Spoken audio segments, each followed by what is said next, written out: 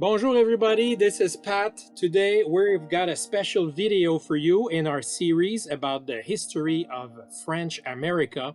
Today we're going to talk about a very important native nation in this part of the continent.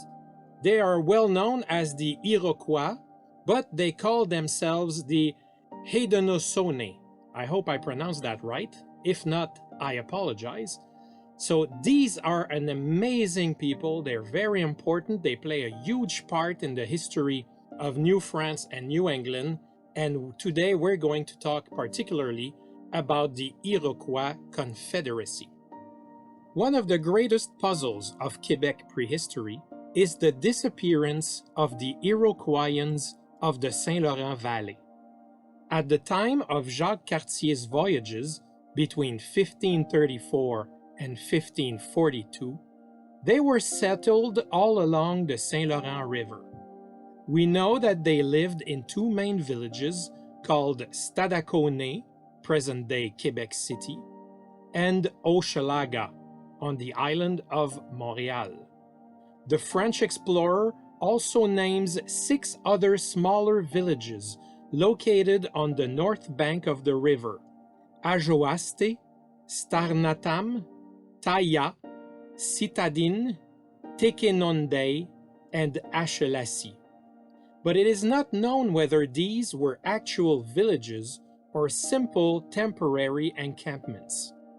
At their peak, it is estimated that the Iroquoians of the Saint Laurent were divided into 25 nations along the river, and that there were perhaps up to 120,000 people. However, 61 years later, during Samuel de Champlain's first visit in 1603, these villages had disappeared. The region was then inhabited by the nomadic Algonquin hunters and fishermen. At that time, 2 Iroquoian groups still occupied separate territories. The Hurons, who called themselves the Wendat, were living in southern present-day Ontario, and the proper Iroquois in present-day New York State.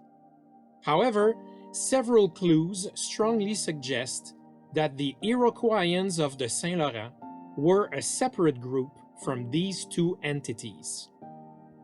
That is quite the mystery when you think about it. How come an entire people simply disappeared? The reasons for their disappearance remains mysterious. Some point to the contagious diseases that the Europeans accidentally brought with them to America and which decimated local populations. Others rather blame the unrelenting wars that raged between the different indigenous nations that occupied the territory. The presence of Iroquois warriors in the region when Champlain arrived seems to lend credibility to this second theory. If Hochelaga and Stadacone were indeed wiped out by the Iroquois, how can such a sudden military strength be explained?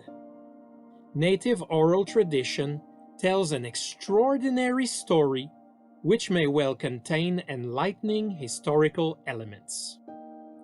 It is the story of a man named Decanawida, who was born in Huronie. His name means 2 rivers that meet. According to legend, his mother was a virgin, and when she was pregnant, she had a vision which informed her that the son she was carrying would indirectly cause the ruin of her people. After the baby was born, his mother and grandmother reportedly tried to drown him 3 times in the icy waters of a lake. But each time, the next morning, the infant was found in good health in his mother's arms. Now, obviously, as you can see, there's a lot of myth mixed in to that story, which is perfectly normal in the native oral tradition, but we have to keep in mind that it is quite possible that several elements of this legend are actually historical. As an adult, Decanawida also had visions and felt invested with a sacred mission to end the endless wars between the Iroquois nations and to unite them in peace. He wanted the Iroquois to join forces into a large confederation similar to that of the Hurons.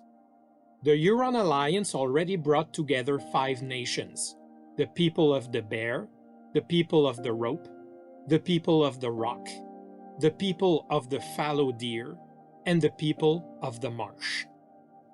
Decanawida left his family and traveled southeast to the Iroquois territory. His attempts to convince them to end their internal strife were initially unsuccessful. Decanawida was apparently suffering from a speech impediment that prevented him from communicating his ideas adequately. He then got to know a very charismatic Mohawk named Hiawatha. Together, they succeeded in persuading 5 Iroquois nations to end all hostilities and to form a great confederation. The Mohawks, the Oneituts, the Onontages, the Goyonguins, and the Tsonontoans became the founding members of this alliance. The Tuscaroras joined it later. During the official ceremony, Decanawida is said to have declared, "I, Decanawida, and the confederated leaders uproot the largest pine tree, and in the cavity thus created, we throw all our weapons of war. We bury them out of our sight and replant the tree. Thus, the great peace is established." The Iroquois Confederacy is the most sophisticated and democratic political entity that existed at the time in all of northeastern America. Its existence had profound repercussions throughout the history of America. As we saw earlier, it may be responsible for the eradication of the Saint Laurent Iroquoian civilization. In 1609, after events that will be detailed in a later video, the Iroquois became the relentless enemies of the colony of New France. Strengthened by their great alliance, the Iroquois almost completely eradicated the Huron nation and organized countless deadly attacks against New France in the following decades. It is estimated that up to 1/10 of the men in the colony were killed in Iroquois attacks. Until 1701, they were the main obstacle to the expansion of New France and the recruitment of new settlers. The Iroquois Confederation also had an important impact on the history of the United States.